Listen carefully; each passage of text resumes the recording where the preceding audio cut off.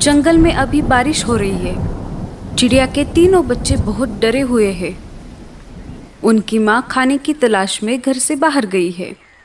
बच्चों ने पहली बार बारिश देखी है।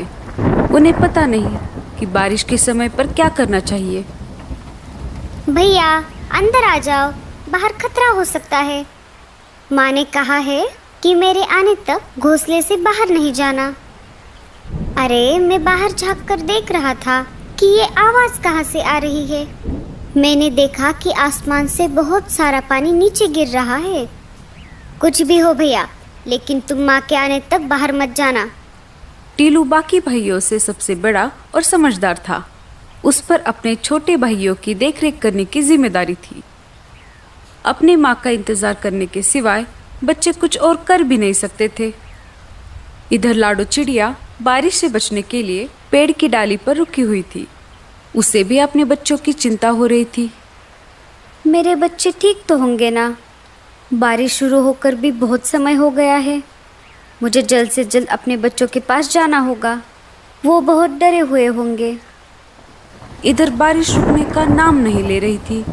कालू कौवा तेज बारिश में अपने घोंसले की तरफ जा रहा था। तभी उसे लाडो चिड़िया एक पेड़ पर बैठी हुई दिखाई देती है। वो उसके पास चला जाता है। अरे लाडो, तुम यहाँ? तुम अभी तक घर नहीं गई? इसका मतलब तुम्हारे बच्चे घर पर अकेले होंगे। हाँ कालू भैया, मुझे मेरे बच्चों की बहुत चिंता हो रही है। लाडो, मैं तुम्हें डराना नहीं चाहता, पर तुम्हें बताना ये बहुत जरूरी है। सुना है एक खतरनाक चीलों का झुंड हमारे जंगल में घुस आया है। हाँ कालू भैया, मुझे ये बात पता है। जब मैं कल बुलबुल चिड़िया के घर गई थी, तब मैंने देखा कि एक चील बुलबुल चिड़िया के बच्चों को खा रहा था। बुलबुल घर पर नहीं थी, फिर भी एक बच्चा जीवित था। मैंने उसे बचाने की ठान ली। तब मैं उस चील के पास चली गई। अरे ओ चील, छोड़ दे उस बच्चे को, नहीं तो तेरा बहुत बुरा हाल होगा। चील को गुस्सा आ गया और वो मुझसे कहने लगा, अरे ओ चिड़िया, तुम्हारा दिमाग तो ठीक है ना? भाग यहाँ से। अगर मेरा पेट भरा हुआ नहीं होता तो मैं तुम दोनों को भी खा जाता। पर देख लेना, आगे चलकर तुम मुझे कहीं पर दिखाई दोगी तो मैं तुम्हें नहीं छोड़ूंगा। मैं तुम्हें उसी समय खा जाऊंगा और डकार तक नहीं लूंगा। ऐसा कहकर चील वहां से उड़ गया कालू भैया। तभी वहां पर बुलबुल चिड़िया आ गई। उसने देखा तो वो बहुत दुखी हो गई, क्योंकि चील उसके 2 बच्चों को खा चुका था। अरे ये क्या हो गया? मेरा तो सब कुछ लूट गया। ये सब किसने किया? मैं उसे नहीं छोड़ूंगी। अरे बहन, तुम्हारे बच्चों को चील ने खाया है। अगर मैं ऐन मौके पर नहीं आती तो वो चील तुम्हारे तीसरे बच्चे को भी खा जाता। तुम्हारा बहुत बहुत शुक्रिया। मैं तुम्हारा ये एहसान जिंदगी भर नहीं भूलूंगी लाडो चिड़िया। पर मैं अब उस चील को नहीं छोड़ूंगी। मैं उसे जान से मार दूंगी। वो मेरे आखिरी बच्चे को कभी भी खाने आ सकता है। अरे बहन, जल्दबाजी में गलत कदम मत उठाना। वो सिर्फ तुम्हारे बच्चों का ही नहीं, जंगल के बाकी पंछियों का भी शिकार कर रहा है। उसे हमें झांसे में फंसाना होगा और फिर हम उसको उसके किए की सजा देंगे। बिना सोच विचार किए जल्दबाजी में फैसला लेना गलत बात है। ठीक है बहन, मैं कौन सा भी गलत कदम नहीं उठाऊंगी। अच्छा, तो ये सब हुआ था। बुलबुल चिड़िया के साथ तो बहुत बुरा हुआ। हम उस चील को तो क्या, बाकी सारे चीलों को भी नहीं छोड़ेंगे। हम उन सब को जंगल से खदेड़ देंगे। तुम जल्दी घर जाओ। हाँ कालू भैया, बारिश रुके या ना रुके, मुझे कैसे भी करके मेरे बच्चों के पास जाना होगा। ठीक है लाडो, मैं चलता हूँ। कालू वहां से निकल जाता है। बारिश बहुत तेज थी। खुद की जान की परवाह ना करते हुए लाडो तेज बारिश में अपने बच्चों की तरफ निकल पड़ी। बारिश की वजह से उसे उड़ने में दिक्कत हो रही थी। उसके पूरे पंख भीग चुके थे, फिर भी वो रुकने का नाम नहीं ले रही थी। उसे अपने बच्चों के पास जो जाना था। वो देखो, अपना शिकार हमारी तरफ खुद चल कर आ रहा है। इस तेज बारिश में इसे खाने का मजा बहुत आएगा। अरे दोस्तों, मेरे पास तो मिर्च मसाला भी है। उस चिड़िया को खाकर हम तीनों का पेट भर जाएगा। लाडो चिड़िया शिकारी पंछियों के पास आ जाती है। अरे ओ चिड़िया, रुक जाओ, इतनी तेज बारिश में कहाँ जा रही हो? लाडो चिड़िया शिकारी पंछियों को देखकर बहुत डर जाती है। लाडो चिड़िया बहुत ही होशियार और समझदार थी, साथ ही साथ वो निडर भी थी। उसने चीलों के साथ सामना करने का फैसला लिया। जी जी, मैं अपने घर जा रही हूँ। ऐसे कैसे जाओगी? अब तुम हमारे इलाके में आ चुकी हो। अब तुम अपने घर जाने की बजाय सीधा हमारे पेट में जाने वाली हो।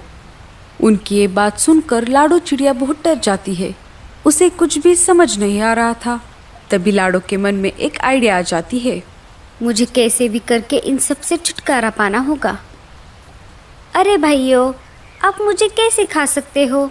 मुझे पहले से ही किसी ने खाने के लिए रिजर्वेशन करके रखा है। क्या?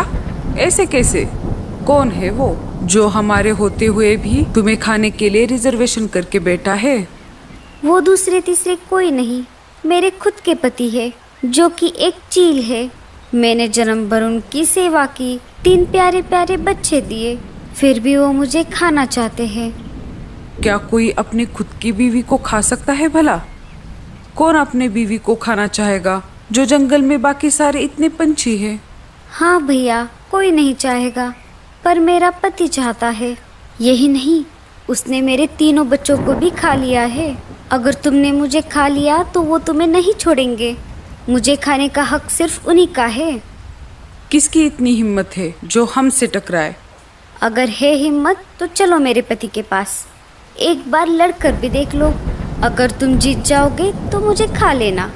बताओ, है मंजूर? हाँ हाँ, चलो, हम देख लेंगे उसको। लाडो चिड़िया निकल पड़ी उस शिकारी चील की तलाश में जिसने बुलबुल चिड़िया के बच्चों को खाया था। लाडो चिड़िया आगे आगे उड़ रही थी और शिकारी चील उल्लू के साथ साथ पीछे उड़ रहा था। आखिर लाडो चिड़िया उन्हें लेकर शिकारी चील के इलाके में आ ही गई। अरे, ये चिड़िया तो मेरी तरफ ही आ रही है। कल तो ये मेरे हाथ से छूट गई थी, पर अभी मुझे बहुत भूख लगी है। मैं इसका शिकार करके इसे खा जाऊंगा। तुम यहाँ पर ही रुको। अगर उसने तुम्हें यहाँ पर देख लिया तो वो सतर्क हो जाएगा। मैं अकेले अकेले आगे जाती हूँ। जब वो मुझ पर हमला करने लगे तो तुम जल्द से वहाँ पर आ जाना। लाडो चिड़िया उन्हें वहाँ पर छोड़कर चील के पास आ जाती है। अरे वाह, आज शिकार खुद मेरी तरफ चलकर आ गया है। लगता है आज भी मैं पेट भर के खाना खाऊंगा। हाँ हाँ, कल भी तुमने मेरे छोटे छोटे बच्चों को खा लिया, आज मुझे खा लो। वैसे भी मैं जिंदा रहकर क्या करूँगी? मेरा तो सब कुछ लूट गया है। अरे वो बच्चे तेरे नहीं, उन पर मेरा अधिकार था। शिकारी चील उन दोनों की बातें सुन रहा था। उसे लाडो की बातों पर विश्वास होने लगा। इधर चील को लाडो की बात समझ नहीं आ रही थी, फिर भी उसने ये मौका हाथ से गंवाना नहीं चाहा। हाँ हाँ, जैसे मैंने बच्चों को खा लिया वैसे ही तुम्हें खा जाऊंगा। चील उड़कर लाडो चिड़िया पर हमला करने ही वाला था, तभी दूसरे शिकारी पंछियों ने उसका रास्ता रोक लिया। अरे बेटे, तने तो मौज ही कर दी। तनिक रुक जा जरा, वो हमरा शिकार है। अरे तुम सब कौन हो? उस पर सिर्फ मेरा अधिकार है। देखो देखो भाइयों, ये कैसे मेरे साथ सुलूक करते हैं। अरे बेटे, तनिक रुक जा जरा, नहीं तो तने यहीं पर ही खोल देंगे। ऐसा कहते ही उन दोनों में तेज लड़ाई शुरू हो गई। उन दोनों की लड़ाई देखकर उल्लू वहां से भाग गए। दोनों में इतनी तेज लड़ाई हो गई कि दोनों घायल हो गए और जमीन पर गिर गए। दोनों के शरीर से बहुत ज्यादा खून बह रहा था। लाडो दोनों के पास आकर बोली, क्यों, कैसी रही? मैंने तुम दोनों को उल्लू बनाया। ना ही मैं इसकी बीवी हूँ और ना ही इसने मेरे बच्चों को खाया है। मैंने जानबूझकर तुम दोनों में झगड़ा लगवाया ताकि जंगल के बाकी पशु पक्षी सुरक्षित रह सके। अब समझ आया, शक्ति से हमेशा युक्ति ही अच्छी होती है। अरे ओ चिड़िया, तने ये ठीक नहीं किया। उन दोनों चीलों में इतनी ज्यादा हाथापाई हो गई कि उन्हें अपनी जान गंवानी पड़ी। चलो, इनका काम तो तमाम हो गया। अरे बाप रे, इन दोनों के चक्कर में मैं तो अपने बच्चों को भूल ही गई। लाडू चिड़िया तेज उड़ते हुए अपने घोंसले की तरफ निकल पड़ी।